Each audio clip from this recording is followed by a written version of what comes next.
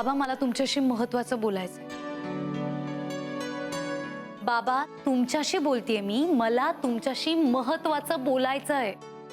मी ऐकतोय बेटा, पण कोणत्याही प्रतिक्रियेची अपेक्षा करू नकोस. कसलीच अपेक्षा करू नकोस. बाबा हे काय आहे? म्हणजे असं आयुष्य उद्ध्वस्त झाल्यासारखं का बोलताय तुम्ही? अहो छान खाऊन पिऊन सुखी आहात, चांगलं वजन वाढतंय तुमचं, आणि हे असं सगळं असताना असे दुःखी का बसलात तुम्ही? आणि हे काय? हे गिटारचं काय नवीन घेऊन बसलात? आता हा छंद कधीपासून? हे मला तिनं भेट म्हणून दिलं, माझ्या प्रेयसीनं. म्हणजे गंगाने? हवं तर तसं समज. आता या गिटारच्या तारा बेदर्द नगमे छेडेल बस. आता हे काय नवीन? नवीन नाही ग, हे जुनच आहे. बाबा ऐका ना माझं थोडंसं. काय ना बाबा, आता तुमचं वय वाढत चाललंय की नाही, तर या सगळ्याचा परिणाम ना फक्त तुमच्या मनावर नाही तर तुमच्या शरीरावर सुद्धा होत असतो. आपण एक काम करूयात का? आपण ना तुमचं मूड ठीक करायला आईस्क्रीम खायला जाऊयात. हा चला. मला आईस्क्रीम नकोय, मला एकटं राहू दे.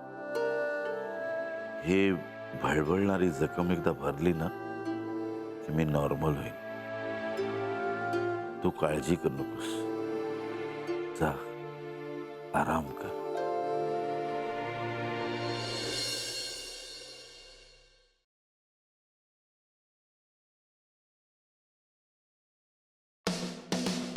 राम राम महाराष्ट्र.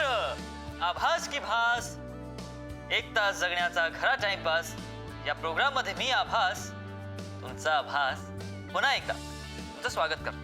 तर सर्वप्रथम तमाम लिसनर्सना माझ्याकडून नवरात्रीच्या हार्दिक हार्दिक शुभेच्छा.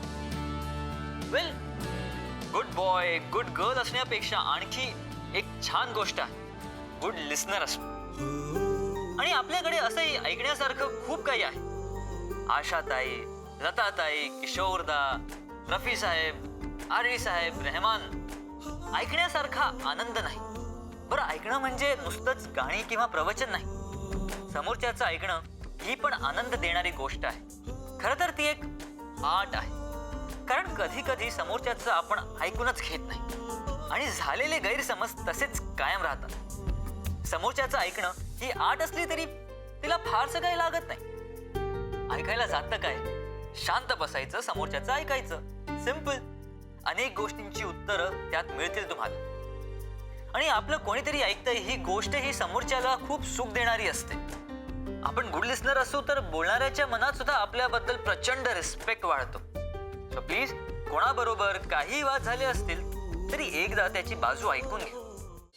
तुम्हा दोघांचं नक्की काय रिलेशन आहे ते कळेल का आम्हाला? हा, कोण आहात तुम्ही? मित्रमैत्रिणी आहात? चोर पोलीस आहात की बॉयफ्रेंड? हा बॉयफ्रेंड आहे माझा.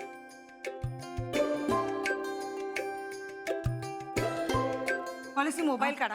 मोबाईल काढा आणि आत्ताच्या आत्ता शूट करा. ही नीतू आहे ना, आजकाल आहे ना स्टेटमेंट बदलायला लागली. हे बघ नीतू, तू मागच्या वेळी काय म्हणाली होतीस? हा तुझा मित्र आहे. हा. नंतर काय म्हणालीस? हा तुझा मित्र होता. हो हो म्हणाली. हा होता. आता काय म्हणतेस? हा बॉयफ्रेंड आहे. तुझ्या डोक्यावर परिणाम झालाय का नागेश सारखा? हा, आणि मला एक कळत नाही, हा पोकेमॉन पकडायला इथे आलाय का? काय नक्की चाललंय मला सांग जरा.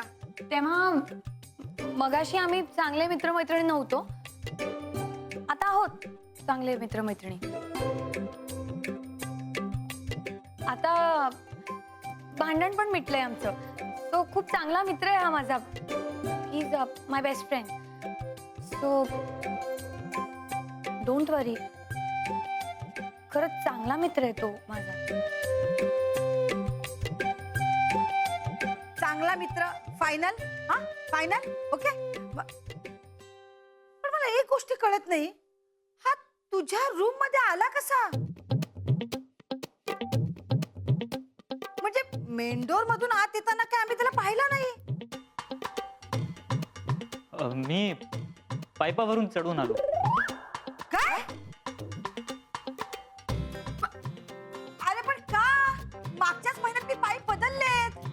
सेम गोष्ट मला नीतू सुद्धा बोलली. अरे मी सुद्धा हेच सांगितलं असतं, कारण पैसे मी भरलेत ना. काका मी तुमचं दुःख समजू शकतो, पण ऍक्च्युली ना मला बेल वाजवून तुम्हाला डिस्टर्ब करायचं नव्हतं आणि ॲट द सेम टाइम मला रुसलेल्या नीतूला सुद्धा मनवायचं होतं हटके पद्धतीने. त्यामुळे मी पायपावरून चढून आलो काहीतरी डिफरंट म्हणून. खरं सांगतोय? हो काकू. काकू तुमची शपथ. मग ठीक आहे. ठीक आहे काय ठीक आहे? अहो तो माझी शपथ घेतोय. घरात तुम्ही सोडलात ना तर माझी कुणीही खोटी शपथ घेत नाही. निलिमा, पॉलिसी. येतो मी. हा, ये ये ये. आणि बघ पुढच्या वेळी ना पायपावर यायची काही गरज नाही. बेल मार आणि ये. हा, मी काही रागवणार नाही तुझ्यावर. हा, नक्की काकू. Bye. Bye. Good night. Good night. Bye.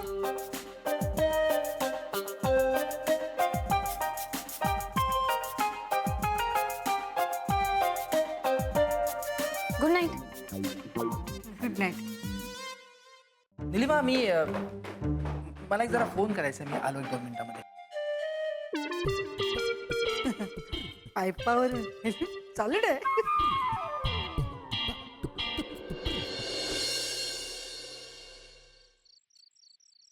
Tilgulkar.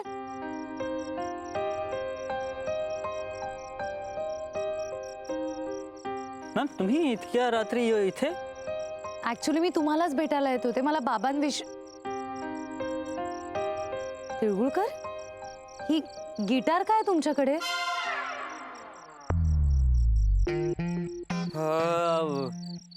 माझ्या हातात ही माझ्या मित्राची गिटार. सुम्याची गिटार. हो पण सुम्याची, आय मीन तुमच्या फ्रेंडची गिटार तुमच्याकडे काय आहेत? म्हणजे तुम्ही घेऊन का फिरताय? सुम्याच्या मित्राने मला सुम्याला द्यायला गिटार दिली होती.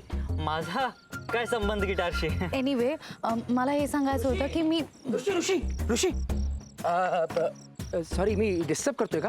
हो आम्ही खूप महत्वाचं बोलतोय आणि मला असं वाटतं की ते नाही, पण मलाही जास्त महत्वाचं बोलायचंय. काय आहे, निलिमा नाही आहे ना म्हणून मी बोलू शकतो. ऋषी मला सांग, मगाशी तू असं म्हणालास की तू नीतूच्या बेडरूम मध्ये पायपावर चढून गेलास. काय? नीतूच्या बेडरूम मध्ये तुम्ही पायपावर चढून गेलात? हो ना, तेच मला म्हणायचंय. अरे आज हा गेला, उद्या चोर जाऊ शकतात. म्हणजे काय आहे, मला त्या पायपाला, कारण काय आहे ती नीतूची बेडरूम आहे ना, त्याला बाल्कनी अटॅच्ड आहे, म्हणून ना त्याचं काहीतरी प्रिकॉशन घ्यायला पाहिजे, जाळी लावायला लागेल. तू नेमका कसा गेलास रे? आपण नंतर बोलू त्याबद्दल. मिस्टर तिळगुळकर, हे काय ऐकतेय मी?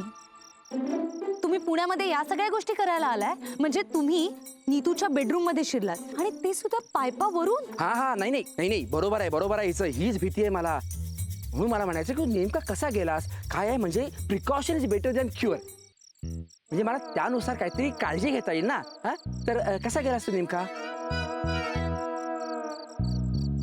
सांगतो. कुंडीवर पाय ठेवून पॅरापेटवरून पायपावर चढलो. माझ्यासाठी प्रेम म्हणजे तिचं हसणं,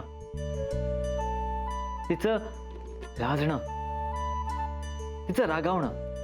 जिथे तिला मनवायला डायमंड रिंग नव्हे तर साधी चाफ्याची फुलं सुद्धा काम करून जातात.